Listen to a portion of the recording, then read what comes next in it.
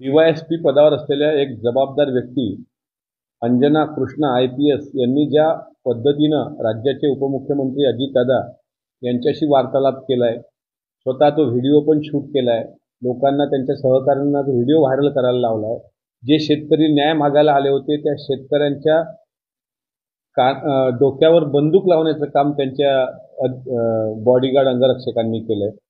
आणि अशा महिला पदाधिकारी ज्यांची पाठराखण आज विरोधी पक्षातल्या काही महिला घेत आहेत, त्यांना आमचं सांगणं आहे की संविधान नावाचा प्रकार या देशात आहे आणि संविधानामध्ये स्त्री पुरुष समानता सांगितलेली आहे. मग एखादा पुरुष चुकला असेल तर त्या पुरुषाला सरसकट दोषी धरलं जातं, पण एखादी स्त्री चुकली असेल तर ती सुद्धा तितकीच दोषी आहे.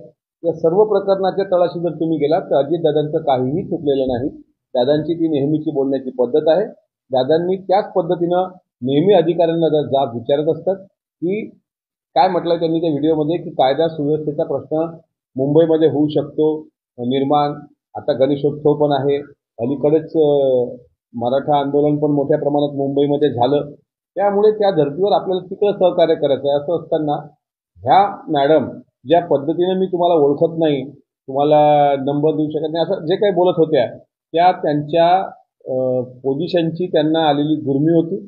आणि त्यांची पाठराखण करणाऱ्या यशोमतीताई ठाकूर त्यांना बोलताना भान राहिलं नाही आणि ते म्हणतात की गुंडांची पाठराखण त्या करतायत, म्हणजे अजितदादा करतायत. तर शेतकऱ्यांना गुंड ठरवण्यापर्यंत मजल तुमची जाते. इतकंच काय तर इक्वॅलिटी जर आमच्या कॉन्स्टिट्यूशनला लागू असेल तर महिला पदाधिकाऱ्यांनी पण जबाबदारीनं बोललं पाहिजे.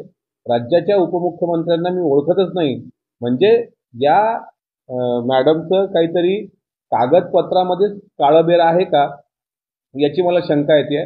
पूजा खेडकरनी ज्या पद्धतीनं दिव्यांगांचा लाभ लाटला त्या पद्धतीने अंजना कृष्णाची काही पोस्टिंग झाली आहे का अशी शंका मला आहे. कारण ज्या राज्यात आपण आलात, ज्या राज्यात तुम्ही खाताय महाराष्ट्रामध्ये, त्या महाराष्ट्राचे मुख्यमंत्री आणि उपमुख्यमंत्री जर तुम्हाला माहीत नसतील तर तुमची निवड प्रक्रिया ही सदोष आहे. त्यामुळे केंद्रीय लोकसेवा आयोगाकडे मी स्वतः पत्राद्वारे अशी विनंती केलेली आहे की अंजना कृष्णा ह्या मॅडमच्या सगळ्या कागदपत्रांची फेर तपासणी करा आणि जर नियमबाह्य निवड प्रक्रिया राबवल्या गेली असेल किंवा याच महिलेच्या अशा पद्धतीच्या वागण्यानंतर असं लक्षात येतं की धाकधपट करून जर अशा या महिलेने फर्जी कागदपत्र ठेवून अशा परीक्षा उत्तीर्ण केल्या असतील तर चौकशी झाली पाहिजे, असं पत्र मी UPSCला म्हणजे अर्थातच केंद्रीय लोकसेवा आयोगाला लिहिलं आहे.